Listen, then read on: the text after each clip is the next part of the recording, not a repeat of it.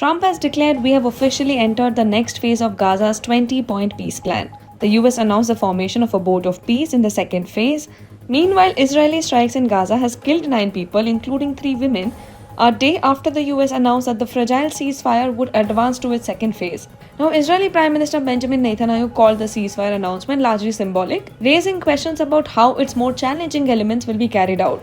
Notably, the phase 1 of the ceasefire isn't complete yet. It included the release of all remaining hostages held in Gaza in exchange for hundreds of Palestinians held by Israel. Now, the total handover has not yet been completed. Trump's Middle East envoy, Steve Witkoff, said that the new phase will include the establishment of a Transitional Palestinian Governing Committee and an International Board of Peace. Netanyahu, however, said it was merely a declarative move rather than a sign of progress. Now, the new committee will consist of independent Palestinian experts who are to run Gaza's daily affairs under American supervision. The committee will report to the Board of Peace, a group of world leaders supervising the ceasefire and led by Trump. If the Palestinian committee is seen as just a facade, it risks not gaining public support. Also, its exact power remains unclear. Hamas has said it will dissolve its government once the committee takes office, but it has shown no signs that it will dismantle its military wing or security forces. Now, the board will oversee the ceasefire, reconstruction, and an open-ended reform process by the Palestinian Authority with the goal of one day allowing the internationally recognized authority to return to Gaza to govern. Now, the key challenge will be forming a board that can work with Israel, Hamas, the mediators, and international aid agencies.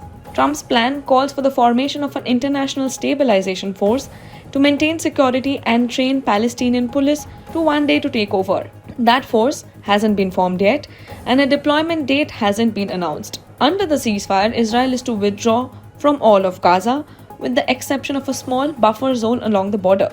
At the moment, Israel retains control of just over half of Gaza, and there are no firm timelines for further withdrawals, and Israel may refuse to pull back further. Israel rejects the creation of a Palestinian state and opposes any role for the authority in post-war Gaza. Without a pathway to statehood, any Palestinian support for the new system could crumble. The plan also offers no clear benchmarks or timelines for the reform process.